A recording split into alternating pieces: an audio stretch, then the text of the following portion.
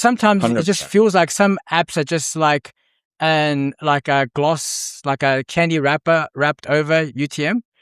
And I know I'm wrong. Mm-hmm. So I would love for you, the owner of SegMetrics, to tell me where I'm wrong. Like, said, it's more than that. Yeah. UTMs are honestly the best you will have, the best tracking you will have, right? And the reason it's the best you will have is because you fully control it, right? There's no one's going to change those in the dead of night. No one's going to take that value away. Yep. You always fully control those UTMs. The problem with UTMs is that there's a couple. One is that nowhere that you don't control uses them. If you have a tweet, you don't have a UTM. If you have a Google search, you don't have a UTM. Like, you can really only use them now with ads or with partner pages, right? And then people also, they see those UTMs and they feel dirty about them. And so sometimes you don't want to use them for visibility reasons. But UTMs are the best. But like I said, they're not, you can't always use them. Hey guys, Jeremy, Digital Growth Marketing, online ads guy. Listen, I just finished a call with Keith Perhac, of the owner of SegMetrics. Super excited. Super excited is actually understatement. Like, he was really accommodating in terms of answering the questions and try to help me figure out the stuff that I really wanted to understand, the shortfalls of where tracking is, where it was, and where it's heading. Do you know what I mean? And I think it was a very insightful conversation. Enough about me. Check it out, man. It's a half-hour conversation, and I think you're going to get a lot out of it if you are a small and medium-sized business. All right, latest.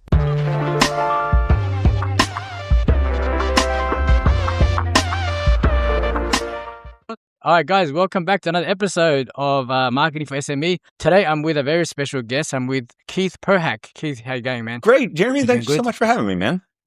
No worries, man. I was just telling, whereabouts are you currently right now? So right this second, I am in the middle of nowhere, Japan. So I am, I used to live in Japan for about 16 plus years. We still come back every year, still have the house and everything. And so every summer we come back for about 4 to 6 weeks. So I was looking at your LinkedIn profile, and it was like, I knew because your teammate was telling me, look, he's in Japan. I don't know if you're going to get a hold of him. And then I was looking at the LinkedIn profile. There was like Japanese writing. You were a project manager there. That's that's culture difference, huh? Like, to be able to, you know what I mean? Like to have worked in where you worked. And definitely. Yeah. Well, it's a little bit different actually for me because after college, I went to Japan. So I had not worked in the US other than when I was like a teenager, right? I did some internships and that kind of stuff in the US, but I'd never had a real job in the US. And then I had 16 years of working in Japan. And then I go back, and that was the whole culture shock for me. Like, it was so different. Just completely different. And honestly, 10 years in, still getting used to working with US companies and stuff like that. Yeah. Wow. Yeah. Okay, cool. I want to go back to, so for people who don't know who Keith is a founder of SegMetrics. SegMetrics is a massive name, huge name in my industry. Like, it's a niche thing. I'm an ad specialist, Facebook ads, Google ads, and I'm watching your past interviews, preparing for this current interview. And I feel like that people should know what's going on. Like, people should know more about you, more about what you do. And I'm always surprised. It's like, man, like, they don't go deep enough. Like, you're talking about Facebook and Google ads, and they're like, all right, let's go to the next thing. You know, like, I was like, oh man, like, it's so much stuff I want to ask. So, but to go back a little bit, you started off with CRO. Correct. Yes. Yes. And I'm like very fascinated by what was a gaming CRO like 12 years ago. My God, it was so different. I think CRO, hasn't changed that much. And so the basis of CRO is really two things. So for people who don't know, CRO is conversion rate optimization. And so before we did SegMetrics, we were an agency that focused solely on conversion rate optimization. We were working with people like Ramit Sethi and Eben Pagan and Jim Quick and all these people. And our whole thing was that when people come, they would get people to the site. So they would handle traffic and inbound. And after getting to that landing page, we would start to optimize the landing page. We would optimize the opt-in form, the emails, the offers, all this communication that's happening with the users. And that part I feel has not change that much. The whole goal is to lead people through this journey, a customer journey that makes them feel seen and that you understand their problem and your software is the thing that is able to solve their problem or your product or your information or whatever it is you're selling, your socks, if you're selling socks, like whatever you are selling. Yeah, for sure. Can I ask a question there? So back then, copywriting was a massive thing. Oh, yeah. People used to charge 10 grand, 100 grand, whatever they wanted to charge for a page, right? Like to pull out the information and all that. So when you are talking, because I know you are techie, really techie, and you said you taught yourself marketing. So were you doing the copywriting for them or maybe just suggesting things for them? Yeah. We were doing mainly the design. So we didn't handle the actual copywriting, but we worked with the copywriters to essentially we would pull out like, hey, here, we want to do a quiz or we want to do something or a survey or something that identifies what types of users are coming in and then their pain points. And so then we'll work with the copywriter on the team to build out like, okay, what's the copy going to be on those emails? And then how can we shorten that email sequence? So it was all about optimization at that level. Yeah. Oh, okay. So all about, so it was already all about percentages and all of that, like ABC testing. Were you around? You must have been around when Google had GTM optimized, when they put something in the header and they got a lot of accounts banned and all that because Facebook didn't really like it that much. But you were around that time. It's sunset now, but you guys were doing that. They only sunsetted a couple of years ago too. I still used it until the day they shut it down because I think it was one of the best ones out there. Now, not Peldy. I'm trying to remember his name. VWO, the founder of VWO. So I had talked with him when he had first set up VWO. I think we were user like 20 or something like that on Visual Website Optimizer. Now it's been sold. It's a huge company, blah, blah, blah. But now we're back with VWO. And I mean, there's good and bad things about split testing. But I think right now I think it's still super valuable. I think there's other things that allow you to split test better now in some degrees. So it's a whole thing that I can totally get into if we want to get into, but it is it is kind of a separate conversation. Maybe part 2 or something. But so today we're talking about, so from there you moved on because you were scratching your own itch kind of thing, because you were talking about 6 million lines on Excel, pivot table game. You were like, nah, this is not good. We're going to have to do our own thing. And then that was actually much needed service. I think it's a much needed service back then. So as we move forward, so one of the ways I understood it, because there are a lot of competitors in your industry too, right? There was some bigger players and some big players just like yourself. So I've used it based on when clients has had it. And I've used it. I've used different tools. And the one thing that impressed me about SegMetrics has always been the customer service. Thanks. That means a lot. I'll tell the team. You tell the team because you get like real good people on the calls, on video calls, troubleshooting. Yeah. You don't get that often, because especially, sorry, you go. Yeah. Oh, no, go ahead. Especially, I'm used to Google reps. Do you know what I mean? Like they had no idea, zero idea, right? Like especially the ones from overseas, but like the local ones are much better, but the ones from overseas, no idea. So when I was like getting real people from SegMetrics on the course, try to like help me navigate like situations, not just like marketing push, but like, hey, have you thought about this? Have you thought about that? Or why don't we get a squeeze form before all of that happens so you can track it? Like all that advice is very valuable. Yeah. And this is something that I saw with some of our competitors, but especially with Google ads and stuff like that, where the support managers and the people who are supposed to be helping you are really salespeople, right? They're 100% you get on those calls with the Google ads people. And the number one thing is like, you should increase your spend or just throw everything into PMAX and just spend more money in PMAX. And like, I kind of want to like optimize what I have, right? And this was one of the things that we made a very specific decision on, is that everyone on the team is a marketer. Everyone on the team has done marketing or been involved in marketing for longer than I personally care to admit. And so like everyone who's working with us, you're never like talking to some person who's just reading from a script, because we've all gone through this. And just like you say, the benefit here is that when a user has a problem, sometimes it's easy to fix technically, but we'll also see like, well, why are you doing the opt-in page like this? I mean, it's really better if you try it like this. And we're able to give ideas and we're able to give support. And the whole reason we did this is because our main person that we're working with are marketers, right? They're creators, they're influencers, they're coaches, they're course creators, there's those types of users, and they're great marketers, but they hate numbers, right? And they really don't want the technical side to get in the way of what it is that they're trying to do. And that's been one of our main goals, which is like, how do we make these numbers that everyone's scared of be easy to use? And how do we help people get over that hurdle so they can get value out of it? Because we were in CRO for so long. Understanding the performance of a funnel is, in my mind, the number one important thing you can do. Yeah, I think so. I think people come to what I do in ads and they like, or talking about, they make it sound, maybe the marketing stuff that up, they make it sound very mystique, like, but it's not. You have to work out the numbers first, right? If you're selling something that's $12, there's no way ads going to work for you, dude. Like, doesn't matter what you do. It's not, if you're selling candles, there's no way it's going to work for you. So on that, right, I had this question. I just didn't know when to ask it. And I think it's a good time to ask it. With how things are moving now, the traditional media buyer doesn't exist anymore because the button clicking game is gone, right? Like the 4 ads per ad set is your mystery, add 10%. That was a silly game anyway, but that's gone now. And the media buyer has to move across the spectrum from strategy, from copywriting, from competitor analysis, then the button clicking game inside the platform. But then I always think that the media buyer should also take care of the CRO game and give them these numbers for them. Like they should have SegMetrics on their side and implement the funnel and say, hey, this is a funnel. And by the way, because they don't like numbers, the clients. Yeah, exactly. And this is one of the things... I fully believe that anyone managing ads or anything top of funnel should be looking at the entire funnel.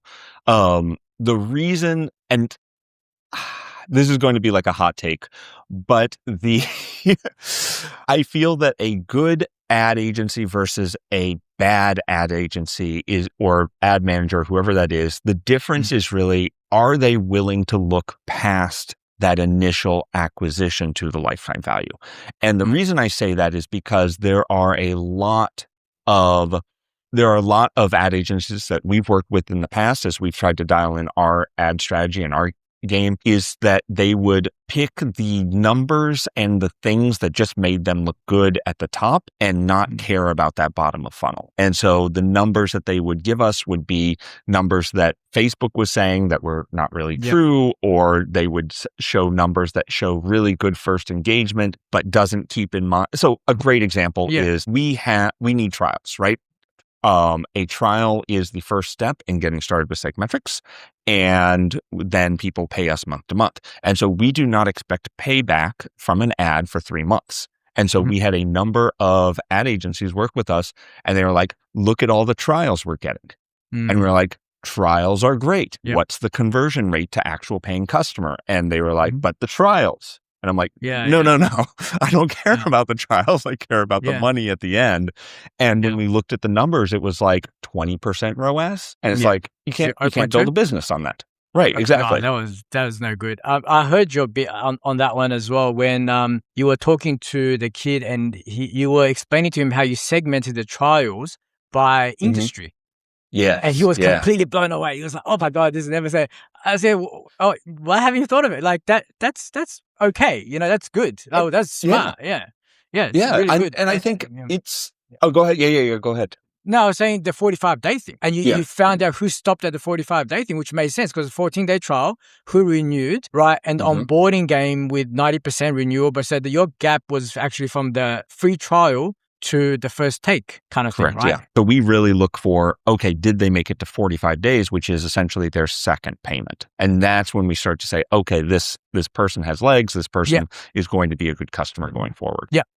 So the 14 days, the reason we do that is because we essentially want to wait till the second purchase, right? Because the first payment, people sometimes forget, they cancel right after. Like there's a lot of variability there. So looking at that 45 days, which is the second time they purchase, lets us know, okay, this person's going to stay on. And then you Yep. were kind of talking about the segmentation by industry. And this is something that I think is super important because not only does it help you understand who is coming in and how you can change your onboarding or your nurture sequence or something on that industry or whatever that is, but because you can use that information in Facebook ads, Instagram ads, Google ads, YouTube ads, you can use that demographic information. You can then see, okay, these types of users are really valuable to me.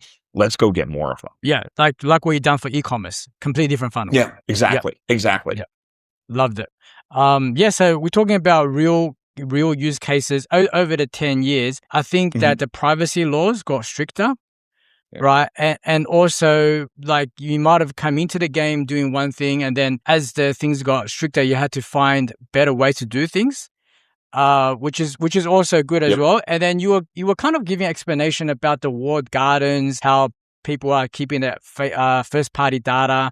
And to me, a lot of times UTM is the thing that strings everything together, right? And sometimes it just 100%. feels like some apps are just like a gloss, like a candy wrapper wrapped over UTM. And I know I'm wrong. So I would love for you, the owner of SegMetrics, to tell me where I'm wrong. Like I said, it's more than that. Yeah. UTMs are honestly the best you will have, the best tracking you will have, right? And the reason it's the best you will have is because you fully control it, right? There's no one's going to change those in the dead of night. No one's going to take that value away. You always fully control those UTMs. The problem with UTMs is that there's a couple. One is that nowhere that you don't control uses them. If you have a tweet, you don't have a UTM. If you have a Google search, you don't have a UTM. Like, you can really only use them now with ads or with partner pages, right? And then people also, they see those UTMs and they feel dirty about them. And so sometimes you don't want to use them for visibility reasons. But UTMs are the best. But like I said, they're not, you can't always use them. And so what you need to start being able to do is track the people. And because of privacy laws, like you were talking about, iOS 14, I think, was the first one that really brought this in, where earthquake. Yeah. It's huge. It was huge. And although it was interesting because, and it was very good for us because what iOS 14 did was it removed Google and Facebook's ability to track people long term. So that's why we now have these Facebook and Google windows that are like 7 days, right? Yes. Yeah. And if you look at our onboarding funnel, and a lot of people probably who are listening to this, someone starts a trial from an ad or whatever, 14 days later is when they convert. So if I'm looking at a 7-day window, I don't have bupkis, right? I can't track it. And so what this helped us do, because we have lifetime attribution, because what Google and Facebook were doing and why it became bad was because they were tracking people across every site on the internet. So when you went to pets.com and then you went to bestbuy.com and then you went to this and then that and that, blah, blah, blah, they would track you through everything. And that's what people really had a problem with. And so the way that we track is we are tracking only on your site, right? So you have a number of sites and we're tracking people as they relate to your product, to your marketing and everything. And that has never been really a problem. The only thing, so that's been very good for us because now we are able to track that lifetime value over wherever. And this is actually a fun story. So, excuse me. So we occasionally have people come in for demos and stuff, and they want to see SegMetrics. And one of the things that we do on these demos now is we look in our SegMetrics data at that person, because when they sign up for the demo, they're in our CRM, they're in Active Campaign, they're doing all this, and we'll actually pull open their user journey on SegMetrics, and we'll ask them first. And this is always fun. We'll say like, hey, when did you come in? When did you hear from SegMetrics? And they're like, oh, we heard about you about a week ago. We came in from this ad. And we're like, no, you didn't. You, in fact, came in 4 months ago from this ad. And they'll come in and it's like, oh my God, you're right. I remember. And I mean, talk about like just a wow moment, right? Just being able to see. Yeah. I mean, someone who hadn't signed up, and we have that tracking from 4 months ago, and we're able to see not only what caused them to get on the demo, but what originally brought them in and made them aware of SegMetrics. And I think, we're kind of talking about like ads, and we're talking about AI a lot now, and we're talking about all this stuff. Awareness has become a big part of the funnel. It used to be awareness was kind of this like, oh, I saw a billboard on the street kind of stuff, right? Yeah, and measure it. Now exactly. And now it's really becoming more of, okay, I'm on Twitter, I'm on LinkedIn, I'm on Reddit, I'm on Instagram, I'm in blah, blah, blah. Where are people seeing me before they ever come to my website? Because that is a huge piece of the marketing puzzle that is all walled gardens right now. And so what we're working on is like, okay, how do you start to see that information come in? And that's been But is that available? Because the thing is, just say that I do a lot of YouTube. I do a lot of visibility stuff. They watch the video here, but didn't click anything, right? Yeah. And that's always hard, the problem. Right? That's you hard, can't. Right?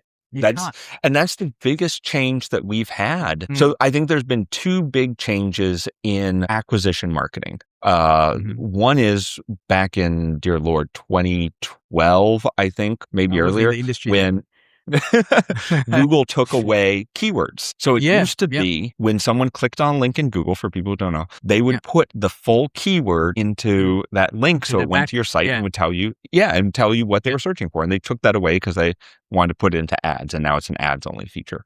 But then this change now that we're looking at with what people are calling zero-click marketing is equally huge, which is there's a lot of research that people are doing before they ever get to your website. And there's no clicks and there's no visibility. And so there's a couple of things you can do. So one is get people off those sites. So make it enticing to have a click and bring them over. That's always a big one. And then there's things that like when someone responds to your LinkedIn, there's software that like takes that and puts them in your CRM and does all that stuff. And so those are kind of the two ways to deal with that. But really, it's still that initial awareness of, okay, people saw me on Twitter or on social, and I got them interested enough to click to come to the website and get tracking from there. So for the smaller businesses, just like I have a gym, right? And they get the ad to the thing that can they get to the offline game, right? It says offline now. Now that's where a lot of this tracking breaks because it relies on the person to enter back into the funnel, like that person book an appointment, what they do, and then it becomes back online in Stripe. Then that becomes easy again because you can marry it together. Is there a way, have you guys come up with a way, or maybe you can share experiences, how you guys are conquering that offline piece? The offline piece is interesting. So this is something that we've been working on a lot with. Essentially, there's a couple of things going on here. So one is, if we're looking at ads and before they click on the ad, you have the same visibility as social media. So I would say social media very similarly to an ad before that engagement. So how do we then track to offline? Well, there's a couple of ways to do this. So first of all, you can do phone tracking, which is very cool. And we support that, where they click on the ad to call you, or you have a phone number on your website and they call you, and we're able to connect the person from the ad to the phone call. So that's one way you can do that offline. And the other one is we have always been big proponents of getting people back to the site in some way, shape, or fashion. So the way that SegMetrics works is when you visit your marketing site, we are, cooking them, or we're tracking them. Sometimes we're using server cookies or serverless cookies or all this fun stuff, blah, blah, blah. Essentially, we know that you are person A, all right? So we have person A, and we have your phone and we have your browser and you're person A. We don't know who you are yet, but we know that you're person A. And then let's say you go to the gym, you sign up, but this is all offline. And you, as the gym owner, send an email, or you get them to scan something in the place, something that connects that gym membership to their phone or their computer. And suddenly we know this person A was Jeremy. Right. And so we're able to tie that all back. And that's why lifetime attribution is so important, or one of the reasons, is because that anonymous person at some point can be identified. And when they are identified, then we want to pull them in and say, oh, this person who's been there this whole time.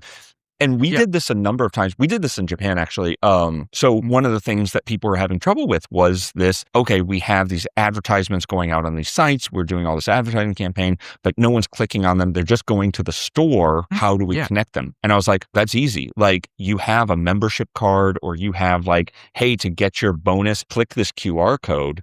Bang. Now we have who they are. Okay, so that's really, so we've got to orchestrate for that. So we can't just get in a game like SegMetrics and be like, all right, just put that on top of whatever you're doing and it'll work. So not really. They kind of like, you got to orchestrate with the client a little bit and go, hey, if you really want this work to the way it's intended, add one more little step here, right? And then we have to make them see that, and then they'd be like, all right, cool. So now just all the lights light up. And you would be amazed, because I think a lot of pushback that people have is like, oh, no one wants to scan a QR code. Well, first of all, the phone devices have made it so easy to scan. So that's easy at this point. The second one is, people will do a lot of stuff for a free thing or an interesting thing or something. Like, you can make it worth their while to take a 4-second scan of something. Yeah, and then imagine all the information you have after that. Yeah, and that's what we need. That's really what we need. So in terms of, I know you touched a little bit about it as well, multi-device. So same game. Same game. You try to get them married together, like the mobile versus the desktop, and the subdomain. And email is still the best way to do that, where let's say that someone clicked an ad on the computer, then they're on their phone, and then they click the email on their phone. Well, now we know the person from the ad and the desktop are now the same person as the phone. So we're able to build this web over time. Exactly. Yeah. I like it. Cool. So, all right. So that's really the one I wanted to get. Now, when you were talking about e-commerce, you talked about product orbit. Do you still get into that? Like, do you still talk about it? Is that still something you're excited about? Okay, cool. Yeah. Product orbit. And this is something that I think is really important for e-com, but not enough people are doing it. And you see a lot of product orbit stuff with coaches and course creators and stuff like that. But the idea of the product orbit is that you have a product for everyone. So if I'm a beginner, I have the beginner product. If I'm an intermediate, I have the intermediate product. If I'm advanced, I have the advanced product. And most people in e-com and anything understand this. What the product orbit does is it lets, when you buy that basic product, there is something intrinsic to the product that levels you up so that you are ready to buy the intermediate product, right? And what this means is, for any product that you buy, there is a complementary product that you should also buy that levels you up to the next level so that you can then buy the next thing. One of the great examples of that is, I think, Weber grills. So Weber grills are great. I love my Weber. They have a Weber cookbook as well. And so I bought a Weber grill. Next year, my wife buys me the cookbook. And wouldn't you know it, there's a lot of cool extra things in that cookbook. I can use it as is. But if I want to up level my game, it has a bunch of recommendations for other Weber products that I should buy to up my barbecue game. And I have bought a lot of Weber products over the years because it knew, okay, I'm starting here. And then what do I need to be successful? What are the problems and the challenges I have? What do I need to do next to be more successful? And then what's the next product I need to buy to get that successfulness? And then once I buy that product, of course, there's going to be new challenges and new things. So then what's the next thing I need to buy? And so that's what I am talking about when talking about product orbit, where there's always a place to go for your next product and for the next purchase. And this is how you increase lifetime value for customers. 100%. So join the dots for the audience in the SME market. Like, so how does SegMetrics help with that? Because that's what I was trying to get at as well. Yeah. So one of the things that we do is that we show, you know, you were talking about earlier that during a trial, we have the industry, right? So we have all of that type of information of what type of person are they? What's their age? What's their gender? Where do they live? All this stuff, right? And then you combine that together with what products do they buy? And you combine that together with what's the second product they buy? That's the juice. Exactly. And so then you start to see, okay, copywriters, let's say, buy product A. They buy our basic copywriting course. And then 90% of people buy our AI drafting tool or whatever that is. I'm going to date myself very specifically by saying AI. Yeah. But essentially, I have a second product. And by looking at the data of copywriter, product A, product B, I know that 90% of people go in this flow. So what am I going to do? I'm going to put that product B as an upsell or as a secondary purchase or as something to make it very obvious that that's what they need to go do next. 100%, especially if there is like a bunch and you're not really sure which one is the one, which one should we go next. This is a tool for it. Yeah, that's amazing. So I'm just looking at your LinkedIn posts. And then one of the things that you are posting about now, which I'm pumped about, is the MCP. Yes. The query. Yeah. So that was a question I wrote before I looked at your LinkedIn post. I said, wouldn't it be great if it's just natural language, like with everything else? I go, hey, what's converting right now? Why did my funnel tank last week? Is this where the game is now, like with SegMetrics? To a degree. I think that there's really two levels of users within SegMetrics, and there's two levels of questions. So let me start with the basic one, which is that some people, like we were talking about before, are not data people.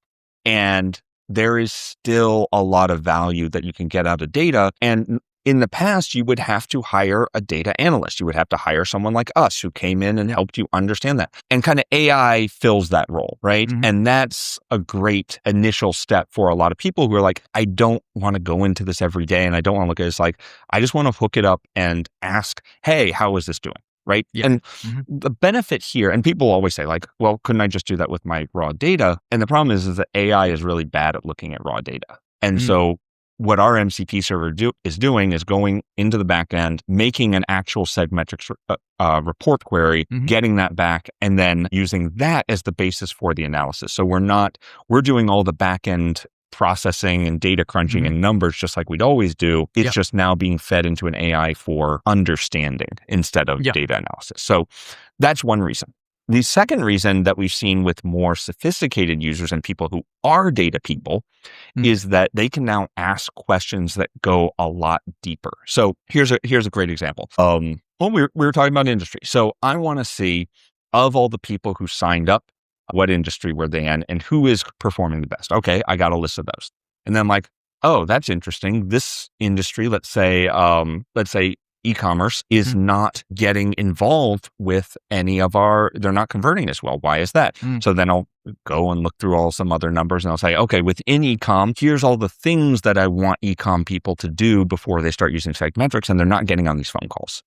And that's interesting. Well, from the phone calls, what about the other industries? Are they converting? And this, oh yeah, they all convert. It's just e-com. E-com doesn't want to get on the calls. It's like, interesting. Okay. So we've gone like 6 layers deep here, and I've had to spend a lot of time personally thinking of the next step. And it's like, oh, what's this? And maybe this. And it's really time consuming. And you know who's really good at doing that is AI. And so we have built, as part of the MCP server,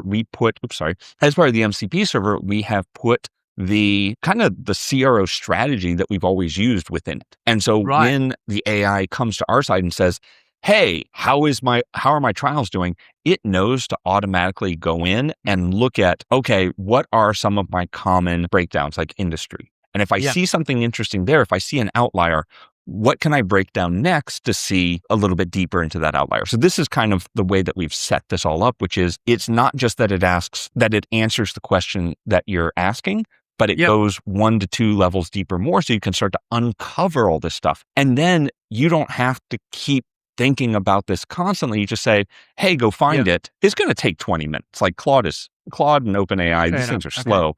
But you just let them go and you go do something else.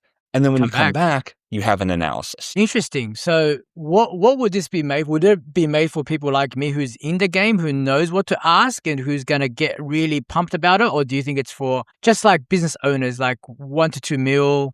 They don't have a team. They have VAs and stuff. Like who would it be for, do you think? I think it's for both. I think it's the quality of the questions you ask. I think someone in your situation would ask much more detailed and specific questions because you already know what to look for. And so it's going to go deeper into those questions for you because you know what to ask for. And one of the things that we've really kind of trained the AI MCP server to do is to push back and make sure that people are asking good questions. And so we're trying to train people to be better analysts. I love it. Dude, this is, Keith, this is so good. So I know we are coming to an end. I want to be able to help promote the SegMetrics. And you were talking about how GA4, no one likes it. Yeah, no one really likes it. We're on GA3. And we don't even know why people changed it, right? So there was never a problem. You just change it out of nowhere. But you have an alternative coming out, you said. Is it out yet? Yeah. It's not out yet, but it's coming out soon. And I mean, you can still get that full value prop. So what we're working on is right now, if you go sign up for SegMetrics, and the lowest plan is essentially GA on steroids. So it's the super powered, it connects your revenue, it identifies people, and it does all that right out of the box. Super useful, super easy. The next thing that we're working on is essentially the simpler version of that. Something that is so simple that anyone who, you remember back in the day when you create a website and you just installed GA because you installed GA, like you weren't even necessarily going to use it. You just, that's just what you did. That's what we want to be. And so that's what we're working on for people who are not super data oriented or don't even want to know this stuff. It's just like, I just want to know what GA gave me. Plus money in an easier way. Yeah, plus money is important because the lifetime value. Plus money is important. Yeah, exactly. Plus money is important, not just the first transaction. So a year ago in one of your interviews, you were talking about the skunk work. Was this it? This was it, or was it something else? The skunk works, So this is one of the projects that came out of this. The MCP server was another one. Wow. And then one thing that we're starting, because we're still doing the Skunkworks project, and then we're starting a new one in 2 to 3 weeks. Essentially, once I get back from Japan, we've got this new marketing plan that we're working on that I'm really excited about. And the whole thing, the whole goal is kind of like what I mentioned before, which is to help people make use of this information. Like, it doesn't help anyone to just log into SegMetrics and look at a bunch of numbers and be like, yep. Those are some numbers. Like that doesn't help anyone. So how do you use it? What do you do? Like, how do you get that advice? And so that's really what we're pushing for with our next phase of SegMetrics, which is this idea that, you're talking about our customer support. It's not just you in the app. It is this community. It is this hand-holding. It is, and for everyone. And so that you have someone supporting you every step of the way. And that's important to me. Yeah, I'm pumped to see the next stage. I'll definitely be keeping track of it.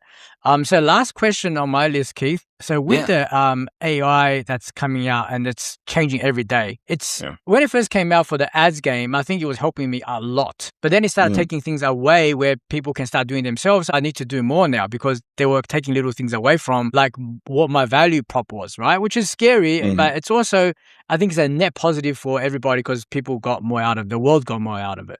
So my question is, with AI and vibe coding game, right? Does that hurt SegMetrics? Because the thing is, like, a lot of times you buy something like ClickUp, you're only using 10% of it.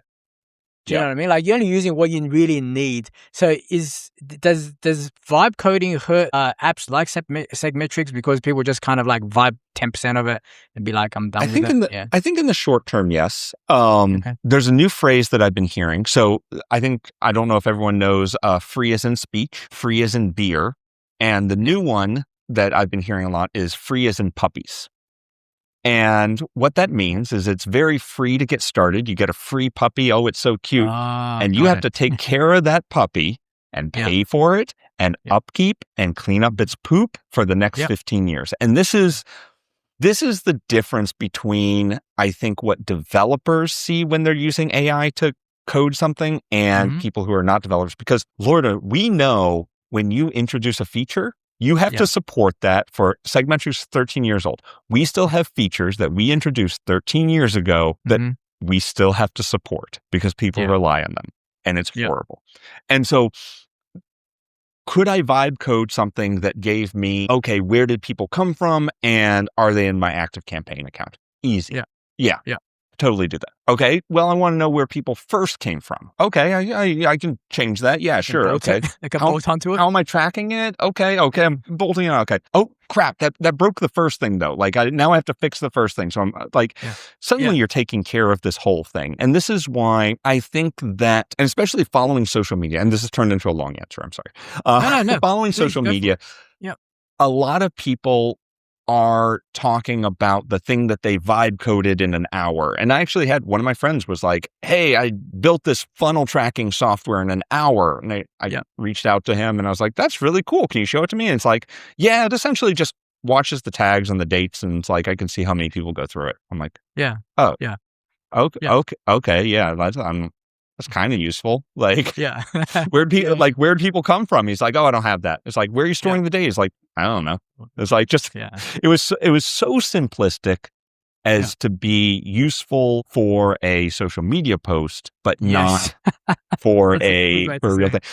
Yeah. And it's interesting because I've been fascinated with agentic development and agentic marketing, especially. Yeah. And I've gone to multiple conferences. I've talked to a bunch of people and they're like, oh yeah, I have these systems and they pull in the data from Google Ads and then they do an analysis and then they look at my traffic and then they look at the copy on the page and they change the page and they automatically update the page and they push it back to the ads. I'm like, my God, that's awesome. That's amazing. Like marketing is dead. Like just marketing is dead at this point. And then I'll invite them onto the webinars and stuff that we do. And it's like, hey, teach my audience how to do this. Like, this is awesome.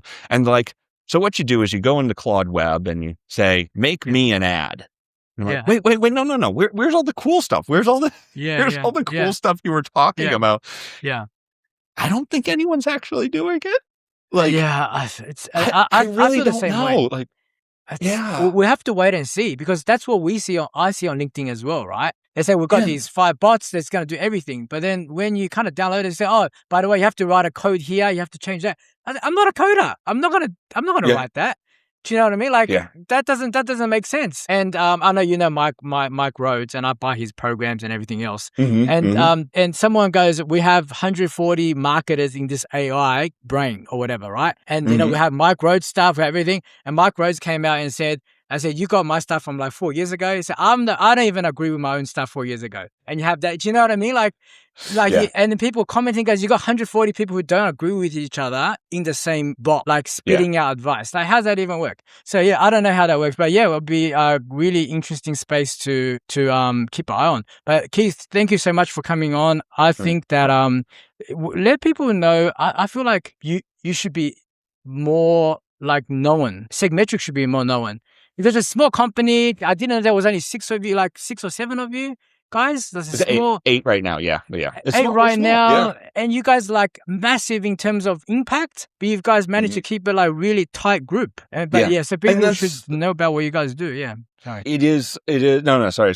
It is our honestly biggest bugbear, which is that we get on these demos and people are like, oh my God, this is the most amazing thing. Why have I never heard of you? And it's like, we keep trying. Like, for sure. So I hear it's coming back. It's segmetrics.io, but it's becoming .com soon. Or it just technically we have the .com. It redirects.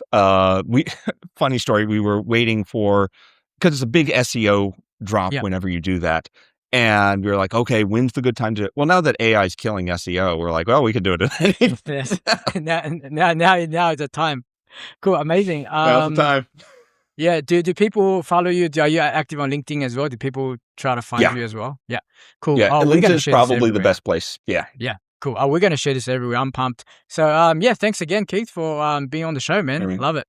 Thank you so much for having me, man. Absolutely enjoyed it. What's up? Jeremy Yang, the online ads guy here, owner of Digital Glass Marketing. If you found whatever you're watching helpful, you found it interesting, like, subscribe, comment, suggest other topics you think we should cover here. We've aimed to release weekly episodes, helping SMEs with marketing, advertising, talking to professionals about growth, processes, all that good stuff. All right, see you on the next one.